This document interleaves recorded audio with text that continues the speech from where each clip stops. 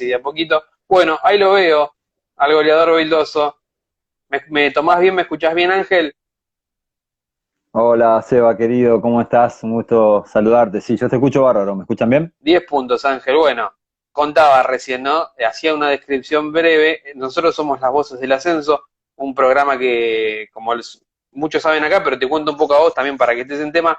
Nos dedicamos al día a día de la vida de Villa San Carlos y de Cambaceres, pero a su vez también hemos aprovechado la cuarentena para empezar a dialogar con diferentes personas, personajes del ambiente del ascenso argentino y del fútbol. Hace poquito pasó Daniel Sackman también, tuve el gusto de charlar con él, un técnico importante de la categoría, y bueno, le contamos un poco a la gente también teniendo cierta cercanía, siendo parte del Ascenso por Tres, hemos compartido algunas transmisiones con Ángel, entonces aprovechamos también su contacto para que una persona como vos, que tiene mucha experiencia en el ascenso y en el fútbol argentino, para poder charlar un poquito. Pero bueno, esperemos que te sientas a gusto, Ángel, y que sobre todo mucha gente aquí de La Plata que no conoce tu historia de vida también pueda empezar a saber quién es Ángel Vildoso, porque nunca se sabe, ¿no? Para dónde el fútbol puede llevarte. El día de mañana quizás tenga que estar más cerquita quizás de esta zona, como le pasa, por ejemplo, al Flaco Vivaldo, relacionado toda la vida con Chacarita y hoy viviendo aquí en la ciudad de La Plata, por ejemplo. ¿Cómo estás pasando la cuarentena, Sí. Ángel?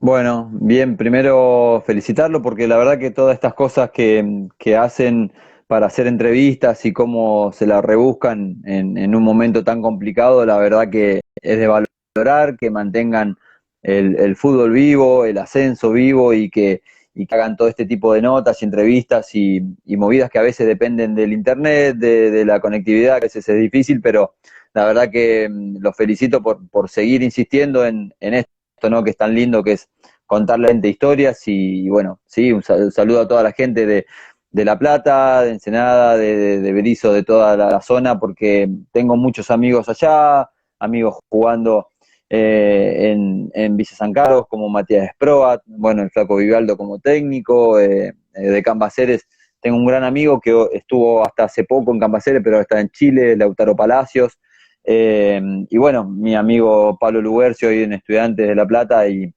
la realidad es que siempre está bueno estar conectados entre todos.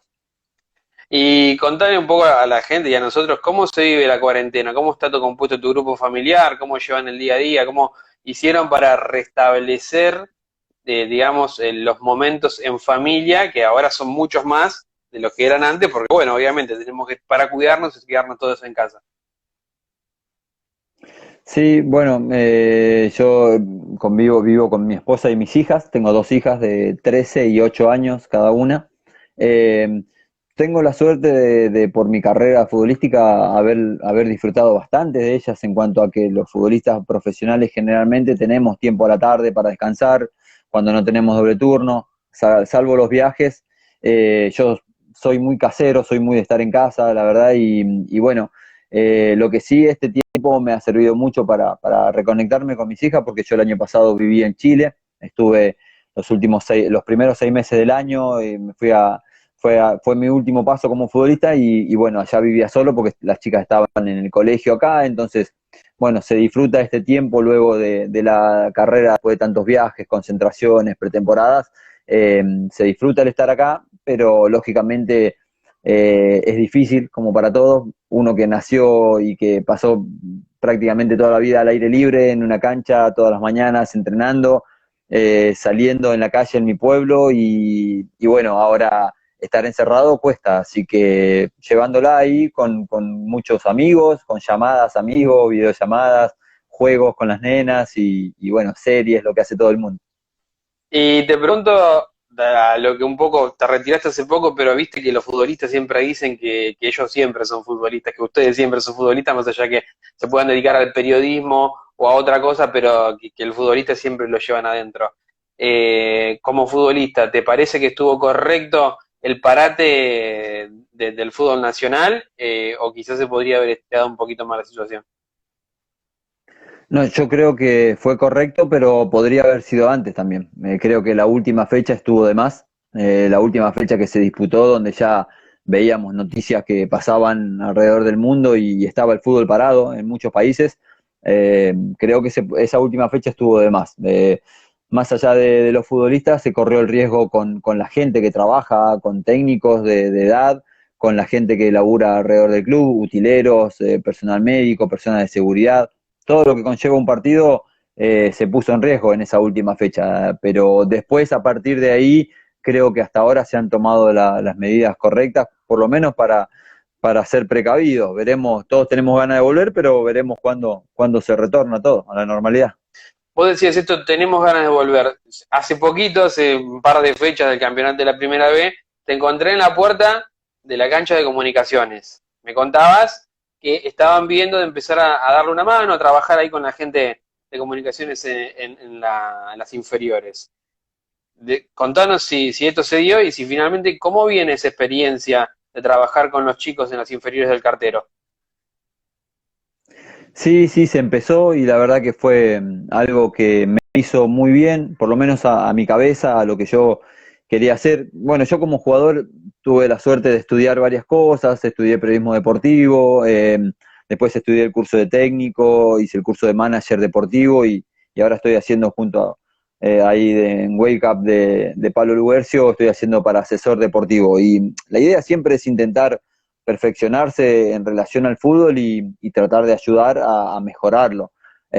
Y bueno, en todo ese tramo de ver un lugar donde aportar, la gente de comunicaciones, yo tengo muchos amigos ahí, que compartí equipos, que somos amigos de la vida también, y me llamaron para ver la posibilidad de armar un proyecto de inferiores que sea interesante, que sea una movida grande, linda en el club. Y bueno, llegamos tres técnicos nuevos, tres profes nuevos al club. Está Patito Pérez, ex jugador de Vélez, de San Miguel, de Comunicaciones, bueno, Habilidoso que enganche, Patricio Pérez. jugador que en su momento era el titular de Messi en las selecciones juveniles. Exactamente. Y una historia, y aparte un jugador crack, una persona, bueno, y Ricardo González, ex central de Comunicaciones, Morón, Almirante Brown, eh, el Kili Vega, ex jugador de Albois, Platense, Tristan Suárez, El ex Santa María de instituto. San Luis, Morón. El Kili Vega, no sé si instituto, Ah, ahí me mataste, me parece, porque él jugaba de tres, jugó conmigo en Albois con el ruso Zielinski, con Guillermo Duró, jugamos juntos ahí en Albois, somos muy amigos, somos compadres, y bueno, él después ascendió con Santa María de Tandil, del Argentino al Nacional B. Y bueno, armamos un lindo grupo de trabajo, más la gente que estaba ya en comunicaciones, Andrés Rupp, goleador histórico del club, el Colo Leroy, coordinador y también ídolo ahí, Alejandro Estrelao, bueno, tenemos una banda importante y la idea era aportarle a los chicos inferiores, hacerles crecer y pegarles un salto de jerarquía. Armamos y planificamos un lindo trabajo que lo estábamos llevando a cabo, en todas las categorías. Yo soy técnico de la séptima división y coordinador de octava y novena. Eh, Así que estaba bien, lo seguimos haciendo virtualmente, pero bueno, todo esto frenó un poco el proceso.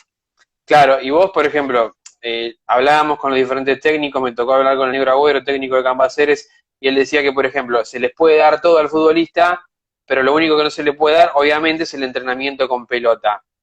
¿Cómo se suple eso? Digamos, porque, por ejemplo, con Sackman, él nos contaba que, está bien, no se puede suplir el entrenamiento con pelota, pero él había organizado, como lo hace el Turco Mohamed, en esa altura también, reuniones con tres o cuatro jugadores vía videollamada e intentar, bueno, motivarlos y saber cómo viene el día a día de cada jugador, no reunir a 20 jugadores en una videoconferencia porque quizás no servía, pero cada tres o cuatro sí. ¿Cómo ustedes le buscan la vuelta a las faltas por la situación en la que estamos viviendo?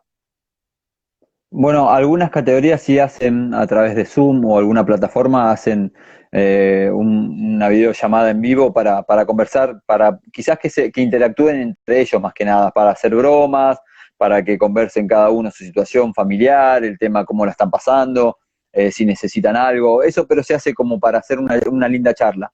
En cuanto al entrenamiento, todas las semanas se le da un entrenamiento distinto para que no sea tan monótono el encierro y tengan variantes todos los días y todas las semanas la rutina de trabajo. Y nosotros les pedimos videos que se filmen haciendo los ejercicios, pero no en cuanto a la exigencia, porque la exigencia consideramos nosotros que es personal.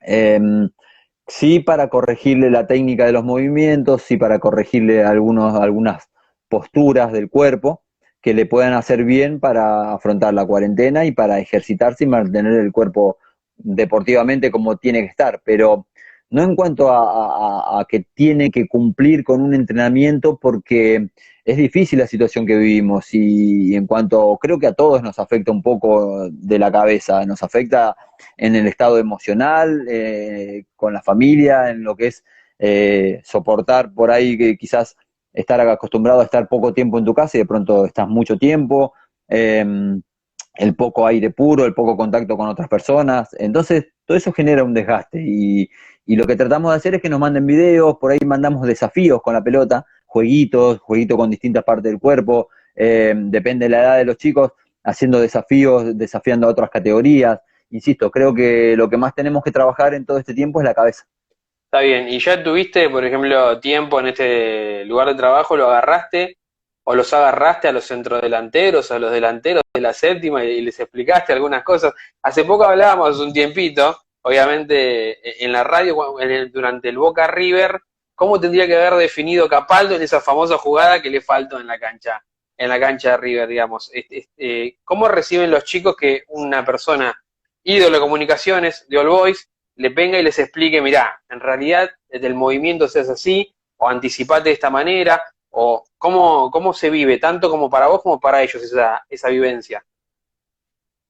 Sí, bueno, con respecto a los chicos tenemos que ser muy cuidadosos por cómo le decimos. Yo creo que es más importante el cómo le decimos las cosas que lo que se dice en sí, porque a veces los chicos, y todos sabemos, hoy la juventud es muy distinta a lo que era cuando nosotros éramos más chicos. Todo ha ido evolucionando, esto más rápido, te captan, te leen, entonces no podés hablarle desde la altura de yo hice goles porque al toque no te dan bola y miran para otro lado o dicen, bueno, ¿quién se cree Palermo? ¿Me entendés? Entonces, tiene que uno sí decirle las cosas que uno vivió para mí es fundamental lo que yo te decía en ese momento, que desde afuera se ve fácil y desde adentro son cuestión de microsegundos, pero eh, intentar practicar y errar mucho en la semana, errar mucho como delantero, errar, que eso te lleva a achicar el margen de error para llegar al partido ya con muchos errores, entonces ya habiendo aprendido de esos errores, entonces en el momento del partido, quizás que Capaldo en ese momento, por ser un jugador que no está acostumbrado a tener tantas chances de definición, y al tener la primera, por ahí le toca a otro jugador que hace definición en la semana y define, y por ahí, claro, el margen de error lo achicó y llega a esa situación y puede convertir, y mirá lo que puede cambiar, una llave, una copa, un torneo, muchas cosas. Pero bueno, a ver, es un grandísimo jugador que seguramente va a hacer un montón de goles y en ese momento por ahí. Lo que yo te decía a vos y le contaba a los chicos es que hay pequeños movimientos y pequeños técnicos que no te aseguran nada, pero sí eh, que te llevan a cometer menos errores o a bajar esa posibilidad de errar. Entonces, si vos pones el cuerpo de determinada forma o el pie de determinada forma, asegurás que la pelota no se levante, por lo menos. Después tenés el arquero, tenés los palos, tenés la fuerza con la que pateás, pero hay ciertos movimientos que uno tiene que saber y eso es lo que le digo a los chicos, que no erren en eso, que no erren en toda la previa, los movimientos para desmarque y lo que es llegar libre y llegar bien perfilados y parados al área. Después de ahí en más, la ejecución puede pasar cualquier cosa, pero que si llegan libres a tener la chance de gol, seguramente van a tener más posibilidades de convertir. Y por ahí seguimos un poco hablando de ascenso y sin ánimos por ahí de entrar en una polémica muy fuerte, ni mucho menos. Pero hace un tiempo Carlos Tevez dijo la frase que el jugador de fútbol puede vivir si no cobraba durante un año, por ejemplo. Rápidamente los jugadores del ascenso se fueron al humo y le dijeron, no, esto no es así. Vos que fuiste jugador de ascenso y de vivir y de a veces quizás no tener un sueldo al día y de tener que pelearla. Eh, ¿cómo, ¿Cómo pensás que hoy es la realidad del jugador del ascenso con esta situación de quizás en muchos casos de cobrar atrasado o no cobrar la totalidad del sueldo? Sí, la situación del jugador de ascenso es complicada. Es tan complicada como la de un trabajador que quizás no está en blanco. No digo que no lo estén los jugadores, pero los clubes de fútbol y los clubes del ascenso es normal que se atrasen. Cuando un jugador va afuera a jugar a otro país y te pagan el día 31 o el primero del mes y te pagan, no lo entendés, no lo podés creer. Porque acá lo lógico siempre es estar 2 meses como mínimo, 2 o 3 meses atrasados. Los que están al día están un mes atrasados. Eso es lo mejor que puedes estar en el ascenso. A ver, debe haber salvedades por momentos, pero yo toda mi carrera prácticamente la hice en el ascenso y siempre llegué a finalización de contrato con 2 o 3 meses, por lo menos, de deuda. Eh, Creo que esto, ya lo he dicho muchas veces, se tiene que mejorar desde que tiene que haber un análisis y un control de que si los clubes reciben 10 pesos de AFA, televisación, sponsor, lo que sea, puedan gastar 8 o 9, o a lo sumo 10. ¿Sí? Y estamos hablando en gastos de jugadores, de kinesiólogos, de, digamos, cuerpo médico, utileros y todos los gastos que genera. Porque si no es, no, sabés que tuvimos que viajar allá y pagar un día más de hotel porque hubo lluvia, entonces, claro, y eso atrasó un mes de los pagos y ya está, ahí perdiste, estás 3 meses abajo. Siempre se debe controlar lo que ingresa al club y lo que va a salir, pero bueno, a veces traen jugadores y jugadores y jugadores y por eso yo creo que siempre la solución está en las divisiones inferiores. Y bueno, en cuanto a lo de Tevez, yo no creo, sinceramente, por ahí me sorprendió al principio, yo no creo que Tevez no sea un jugador inteligente como para saber, yo creo que lo sabe. A mí lo que más me preocupa es que ese mensaje haya tenido otra connotación, que haya tenido otra dirección, que me preocuparía también, un jugador hable para decir algo político o no sé. La verdad que me sorprende porque es muy claro que fue armado. No sé si por él, por alguien, fue armado. Un jugador con dos de frente no podría decir eso. Y Tevez es un jugador inteligente, que ha vivido muchas cosas en muchos países, entonces no podría decir eso jamás. Por eso para mí fue armado. Y, por ejemplo, al haber estado en planteles en donde quizás no se vivía al día aquí en el ascenso y que había cierto atraso, ¿a vos como jugador o a algún compañero te llega a afectar a la hora de repercutir deportivamente? Porque obviamente salís cuando tenés que ir a tu casa y tenés que pagar cuenta, obviamente sabés que estás atrasado y que necesitas el dinero, pero a la hora de jugar, ¿uno trata de despegarse de eso o también pesa por momentos? Al momento de jugar, vos jugás, querés jugar como jugabas cuando eras chico o con tus amigos y querés ganar como siempre. Pero esto te afecta toda la semana. Lo económico te afecta el llegar a entrenar, el pelearte con un compañero, el que tu técnico te diga algo que no te gustó, y todo genera un roce, y eso día a día, y después volver del entrenamiento, si te fue bien o mal, depende, y llegás, si no tenés comida para tu familia, o no le podés pagar la obra social, o no le podés pagar, no sé, algo de atención, o unas zapatillas para tu hija, o festejar el cumpleaños, eh, miles de cosas, chicos que tienen que pagar alquiler. A mí me ha tocado estar en planteles donde les juntábamos a chicos porque si no lo echaban, y el club tampoco se hacía cargo de los momentos de que iban a echar a un jugador y iba a quedar en la calle. Eh, Ayudarlo para festejar el cumpleaños a los hijos, digamos, cosas increíbles, jugadores que se colaban en los peajes. La verdad que afecta todo, el no estar bien, y no es estar sobrado, es simplemente tener lo necesario para vivir y poder ir a trabajar tranquilo. Y ahora hablando un poco más relacionado a lo estrictamente futbolístico, ¿no? Pasaste por muchos clubes, huellas muy importantes en todos, y me voy a detener primero en All Boys. ¿Cómo ves hoy el equipo de Pepe Romero? Bueno, ha mejorado muchísimo, lógicamente, porque llegó Pepe en la finalización del torneo anterior y es un técnico totalmente capaz, que no hace falta ya decir nada con todos los logros que tiene, y se dio lo máximo del club también, entonces tiene mucho sentido de pertenencia y sé que siempre hace lo mejor para el club. Pero también la verdad que tuvo un muy buen mercado de pases, hubo una buena elección de los jugadores, tanto Jonathan Ferrari como Brian Sarmiento y como Milton Celis le dieron el salto de jerarquía que necesitaba el equipo, así que bueno, lo demostró en la primera fecha, y creo que estaba bien preparado para afrontar el torneo y salvarse del descenso. No, yo haciendo un análisis sobre los jugadores que tiene, destaco dos o tres juveniles que tienen las inferiores del Boys, que debutaron y que se hicieron parte del equipo marcando cierta diferencia. Dos nombres, Iaco Ladrón de Guevara. Vélez y Mirko Ladrón de Guevara, esos dos. Yo creo que sí, se los acompaña bien, como decís vos, en un buen mercado de pases, o el Boys puede, hasta te diría, aspirar a otra cosa que no sea solo pelear el descenso, sino que está medianamente bien armado el conjunto de Floresta. Tiene buenos jugadores. Alboy siempre en inferiores saca buenos jugadores. Bueno, en este caso, Jacobelli fue por ahí una de las últimas apariciones, que la verdad que fue bien en esta parte del torneo. Ya Mirko Ladrón de Guevara había demostrado cosas interesantísimas el año pasado. Alan Espeche es una realidad ya también, que es un jugador que está para cosas grandes. Y bueno, debutó el chico Lucero, debutó la Pulga González. Hay un par de jugadores que están ahí teniendo sus primeros movimientos en el equipo, que ilusionan, y que Albois siempre tiene estos chicos que saca, y es importante que Pepe le dé el lugar que les da de a poco. Y rápidamente viajamos a agronomía, Bildoso. ¿Por qué? Porque me tocó verlo varias veces al equipo de Franchini, lo vi el campeonato anterior, lo vi este campeonato.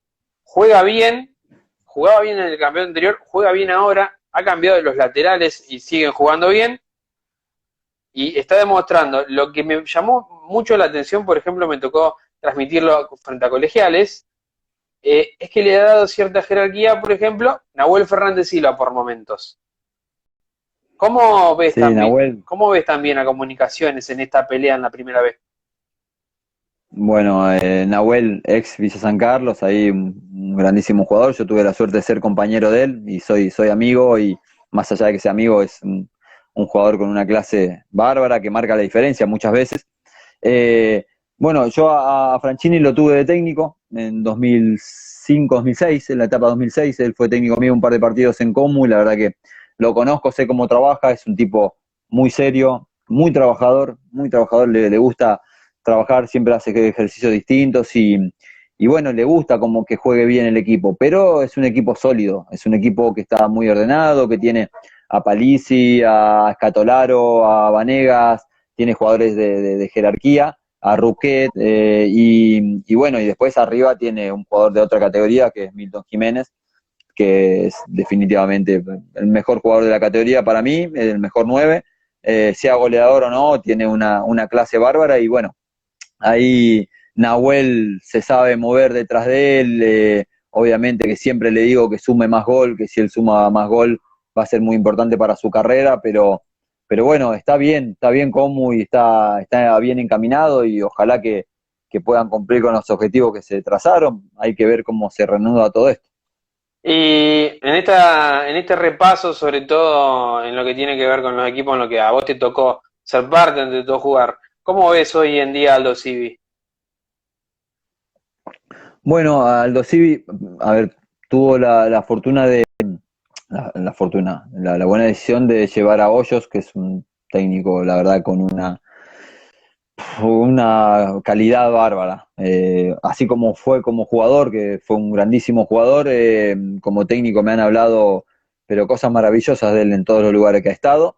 Y tuve la suerte de estar en Mar del Plata, un par de entrenamientos y verlos entrenar, y la verdad con una intensidad bárbara. Pero bueno, por ahí el año pasado se relajó mucho, porque estaba bastante lejos del descenso, y tuvo malos resultados seguidos, y cayó en una posición que es difícil, que ahora por ahí estaba saliendo, entrando, saliendo. Es muy complicado pelear el descenso. Pero bueno, yo siempre considero que Aldo Civi es un club que debe mantenerse en primera tranquilamente, porque tiene todo, tiene unas instalaciones bárbaras, una comodidad para el jugador, la gente que te trata fenomenal, la ciudad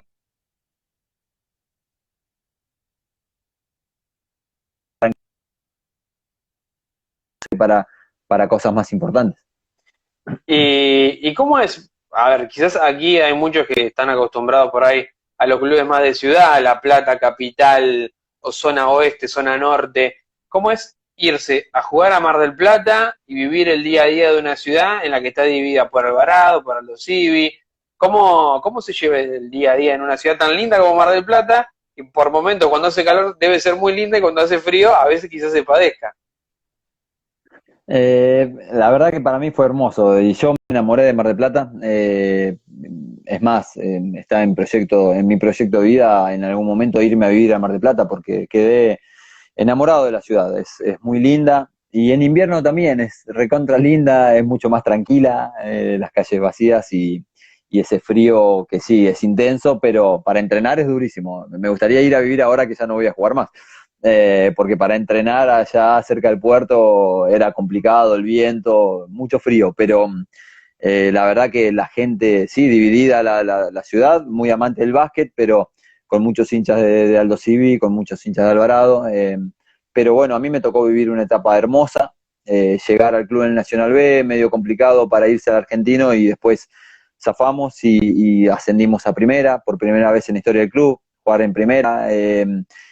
La verdad que la gente me trató de una forma fenomenal, por ahí mi salida o mi último tiempo no fue bueno, pero eh, dejé muchos amigos, hice mucha gente buena. Ayer me estaba hablando justo alguien de Mar del Plata, una señora hincha del Civi iba siempre a los entrenamientos y invitándome a su casa que para que vaya con mi familia. Y así es Mar del Plata, es muy lindo. Allí compartiste plantel con Pablo Lugercio, con Franco Canever, con varios más que tuvieron una muy buena etapa en el club y en primera, más allá de como bien contabas vos, haber sido el primer ascenso, se mantuvieron un buen tiempo en la categoría. Sí, sí, bueno, logramos el ascenso y ya estaba Pablo Campodónico, Pablo Lugercio, Canever, Quiles, Gastón Díaz, Lecky, Capurro, López Macri, César Carranza, el ídolo César Carranza, Nico Miraco, Secafien Lamberti.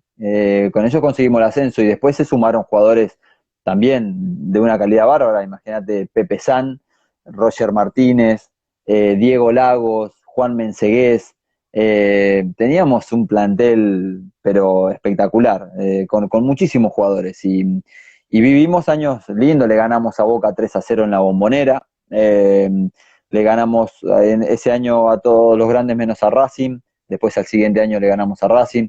Eh, con River empatamos los dos partidos, pero a ver, para la ciudad, primera vez que había ascendido a primera y insisto, en ser parte de la historia del club con 103 años y a mí me tocó hacer el gol en el último partido, el gol del ascenso, y que gente por ahí me ponga en una bandera, que me sea padrino de una filial, de una peña, perdón, y la verdad que nada, cosas muy fuertes. Hubo un hincha que se tatuó mi nombre, otro que se tatuó mi firma, cosas fuertísimas y que la verdad que a mí me dejaron loco por Mar del Plata y por Aldo Civi.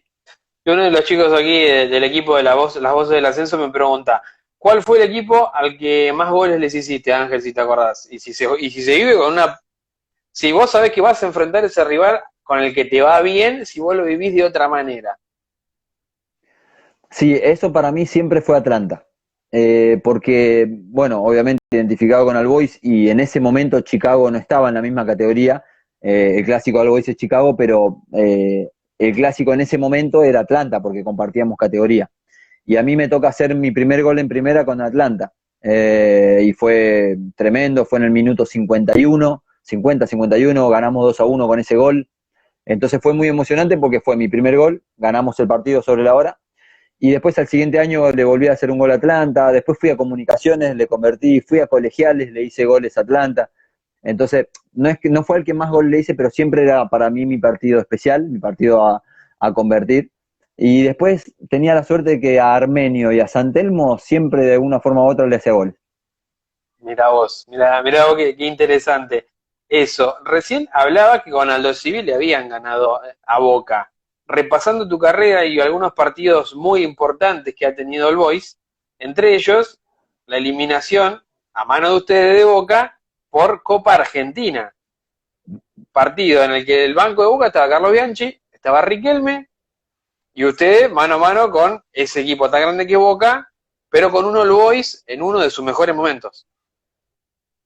Sí, la verdad que nos encontró en un momento bárbaro, era cerca de las últimas fechas del año, y tenemos un penal a los 3 minutos, lo pateo y hago el gol yo, y bueno, eliminamos a Boca. Imagínate que Boca, lo que decía, Riquelme, Bianchi en el banco, Orión, Somoza, Erviti, un equipo bárbaro.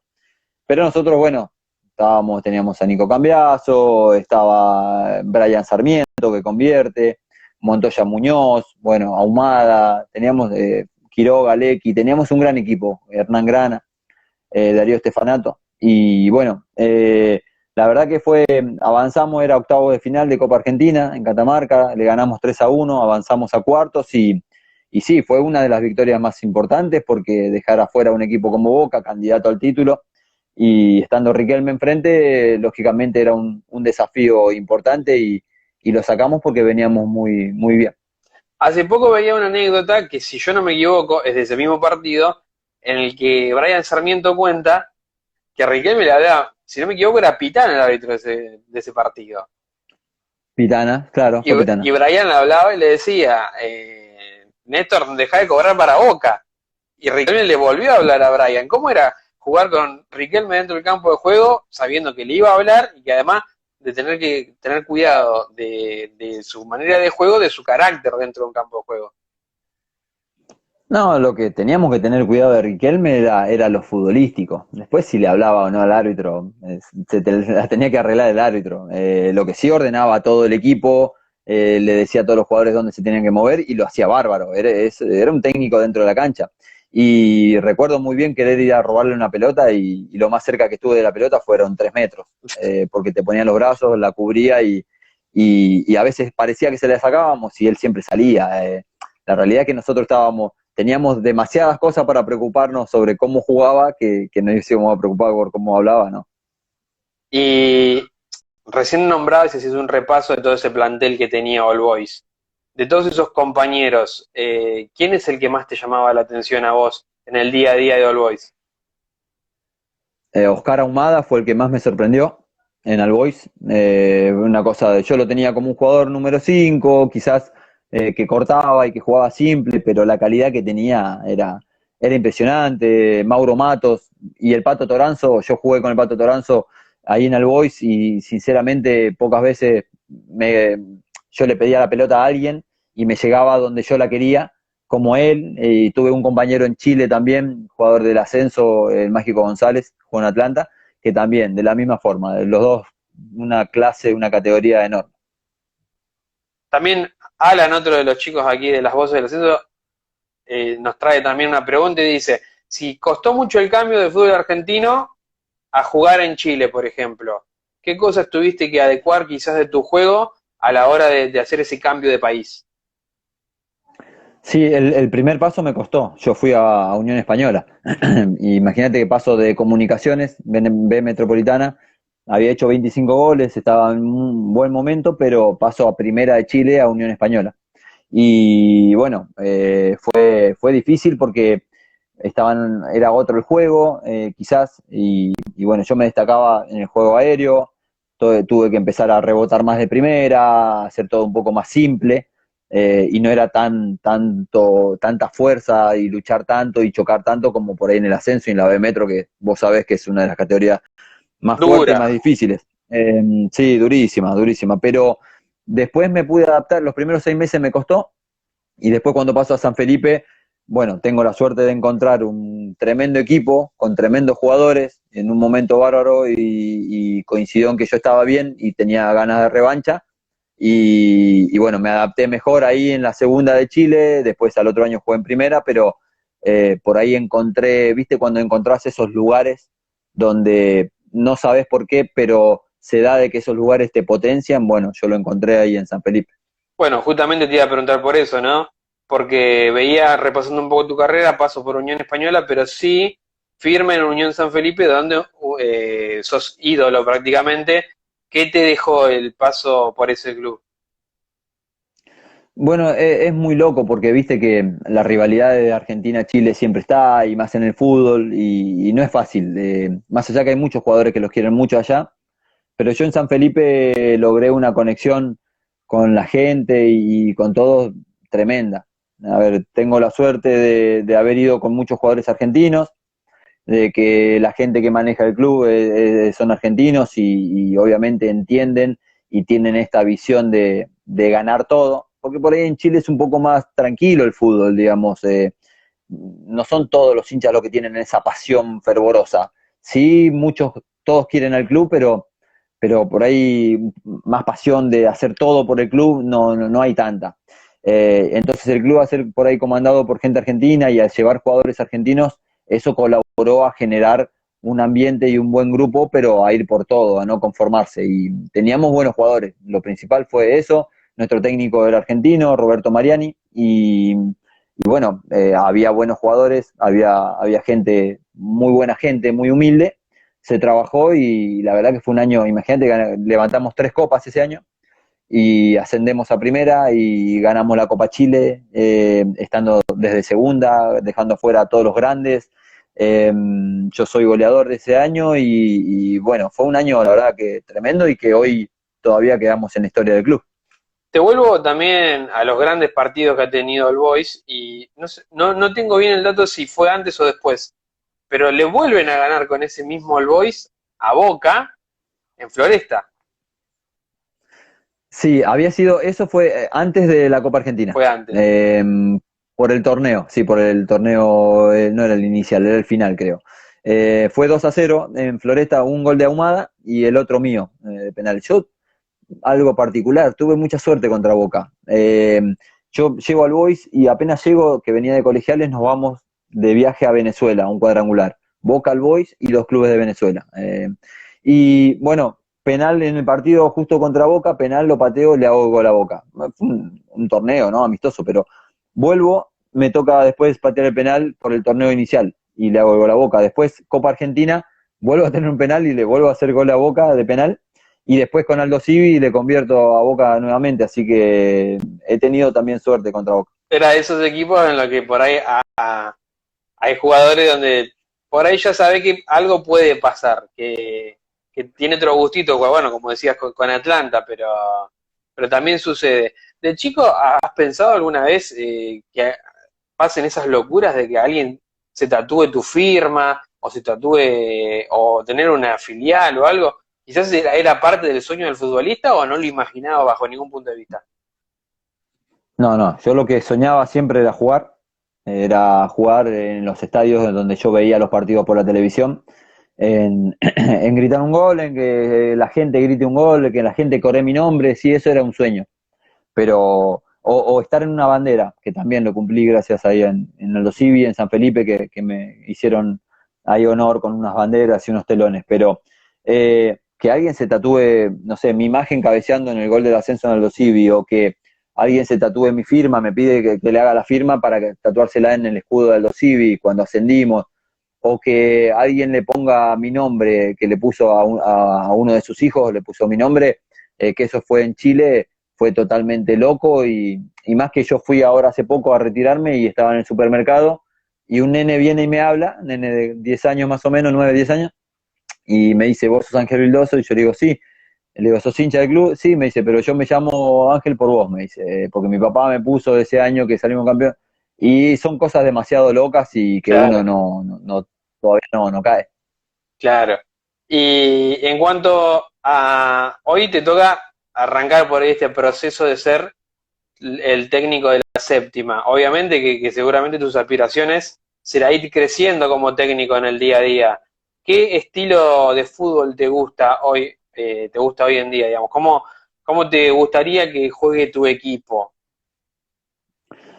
Bueno, yo al ser delantero, en lo que más pienso es en el arco rival, es en hacer goles, es más, quizás a veces me cansa un poco la tenencia, sí es buena, pero para mí siempre es importante finalizar, porque muchas veces los goles vienen por errores del rival, pero porque el otro equipo busca los errores y vos tenés que generar, digamos, para vos tener un error del rival, tenés que haber generado más situaciones para lograr ese error. Es muy difícil que el defensor erre en la primera vez que vos le tirás un centro.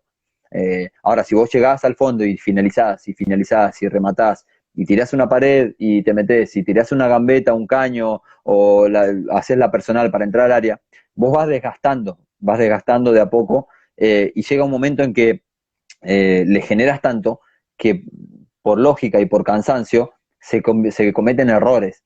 Y el fútbol es un juego de virtudes y de errores. En todos los goles generalmente hay un error, salvo en muy contadas ocasiones, siempre hay algún error de por medio, pero vos lo tenés que generar a eso. Entonces eso me gusta pensar en el arco de adelante, desde el inicio, pero principalmente que los jugadores se sientan cómodos. Yo no le puedo decir salgan jugando siempre, si ellos por ahí la tira el arquero. A ver, River a veces juega bárbaro y Armani sale pocas veces jugando abajo. Muchas veces cuando lo presionan sale largo. Entonces, una cosa no significa la otra, no hay todo una totalidad de conceptos. Creo mucho igual en el jugador, en que el jugador lo puede resolver dentro de la cancha, en darle confianza, y me odiaría si a los 5 minutos del partido estoy gritando, haciendo gestos, significaría que no entreno en la cancha. Lo hemos hablado del tema. Creo que en la semana hay tiempo para trabajar y el día del partido por ahí podés ajustar algunas cosas, pero los jugadores son capaces de ganar, que son los que ganan los partidos. O sea, que esto, por ejemplo, decías, ¿no te gustaría verte gritando al borde de la línea de cal, por ejemplo? ¿Al jugador eso a veces le llega o te da lo mismo que te griten de 40 a 50 metros qué tenés que hacer si vos ya lo entrenaste en la semana? ¿Como jugador te afecta en algún momento o es indistinto? Es que ahí dependés mucho de la personalidad del jugador. Ahí vos dejás librado al azar de la personalidad y de lo que hablábamos hace rato en cuanto a cómo está ese jugador. Por ejemplo, si a un jugador le deben 3 meses de sueldo y pasó una semana mala y la familia no tuvo para comer o está complicado con pagar el alquiler y tuvo una semana cargada de emociones y cosas difíciles de llevar a cabo. Sin embargo, entrenó, dejó lo mejor y a los 5 minutos de partido, a los 10 minutos o ante el primer error que cometa, el técnico lo está matando, le está diciendo que no puede cometer un error en vez de apoyarlo.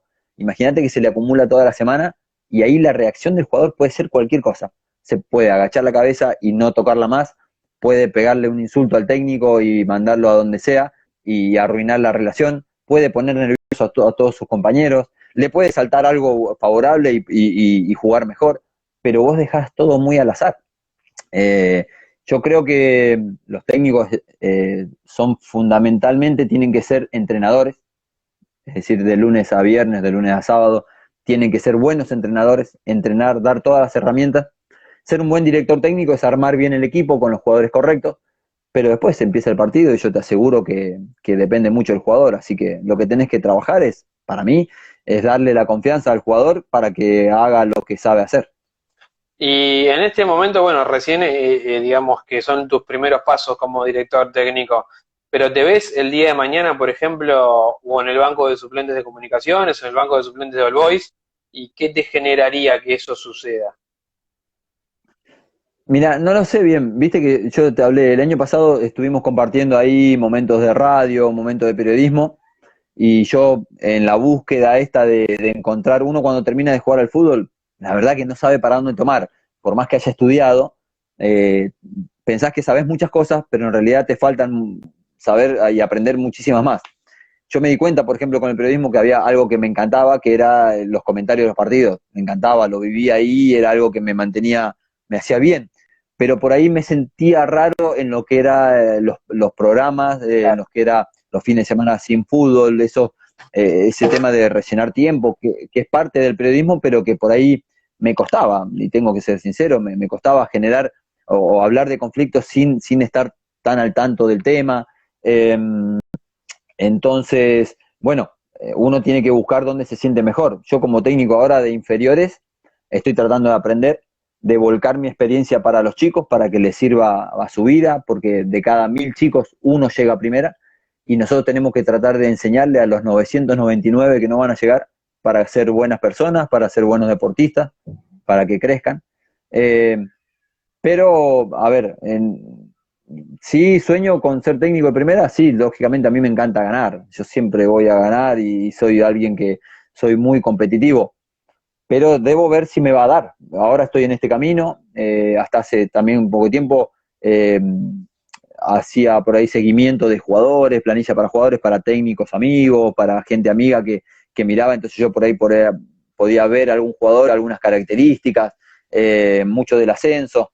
Estoy como profesor en el Círculo de Periodistas Deportivos, estoy dando la materia nuevamente, que la di antes de irme a Chile, de fútbol, táctica y estrategia. ahora la damos virtualmente, ¿no? Por la plataforma, pero a ver, a mí me gusta estar cerca del fútbol. Y dónde soy bueno, no lo sé todavía, porque jugué al fútbol toda mi vida, traté de hacerlo lo mejor posible, es lo que seguramente es lo que mejor pude haber hecho, pero después, ¿qué voy a hacer de acá en adelante? Y yo creo que va a ser un tema de prueba y error y ir viendo en qué soy bueno.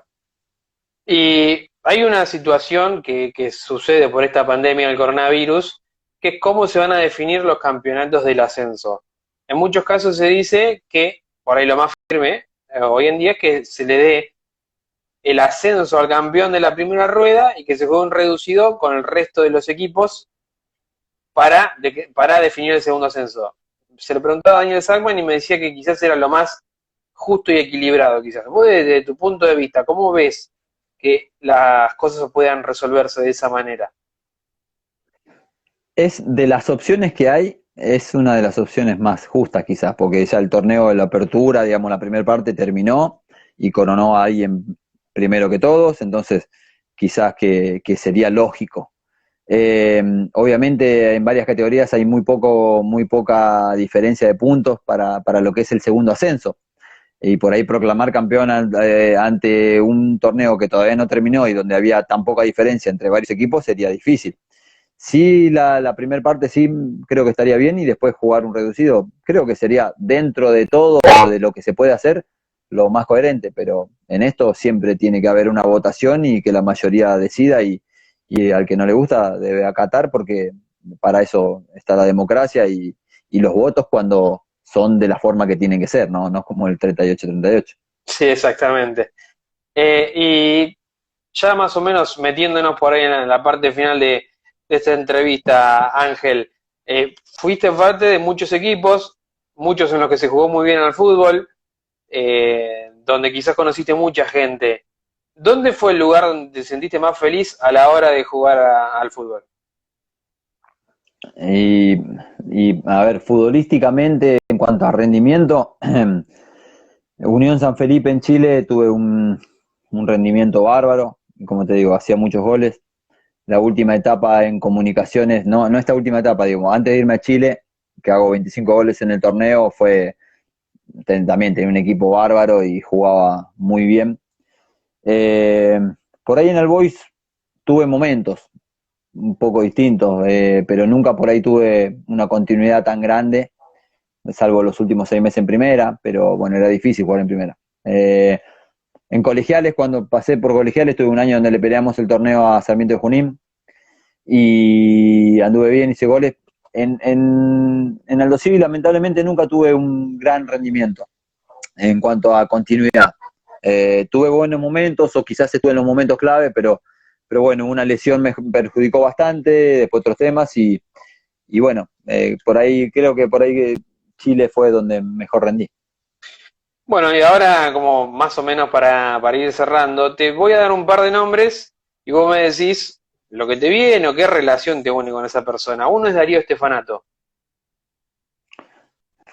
Aparte de ídolo, porque ese ídolo en presta, es un amigo y un chico que tuve la suerte de tener desde muy chico, de vivir al lado de él, yo viví en la pensión y él es sentido de pertenencia para Floresta. Hace poco vi que en tu cuenta de Instagram tenías una foto con otra persona y en este caso el Chiqui César Carranza.